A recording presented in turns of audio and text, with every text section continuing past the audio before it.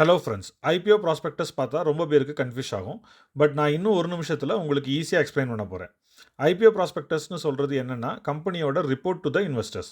இந்த டாக்குமெண்ட்டில் business detail, financials, risk and ஐபிஓவில் ஃபண்ட் ரைஸ் பண்ணுறதுக்கான ரீசன் எல்லாமே இருக்கும்.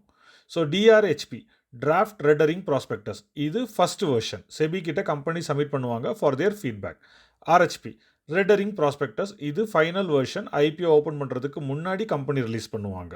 ஸோ டிஆர்ஹெச்பியில் முக்கியமாக என்ன பார்க்கணும் ஆஸ் அ இன்வெஸ்டர் அப்படின்னா, கம்பெனியோட பிஸ்னஸ் மாடல் என்ன அண்ட் ப்ராடக்ட் என்ன இருக்குது. ஸோ ஃபினான்ஷியல் ஸ்டேட்மெண்ட், அதில் கம்பெனியோட ரெவன்யூ, ப்ராஃபிட் அண்ட் எவ்வளோ டெப்ட் இருக்குன்றதை கிளியராக மென்ஷன் பண்ணியிருப்பாங்க. அப்ஜெக்டிவ் ஆஃப் த இஷ்யூ, அதாவது ரைஸ் பண்ணுற ஃபண்டை எங்கே யூஸ் பண்ண போகிறாங்க அண்ட் எதுக்காண்டி அவங்க கலெக்ட் பண்ணுறாங்கன்றதையும் அதில் கிளியராக தெரிஞ்சுக்கலாம்.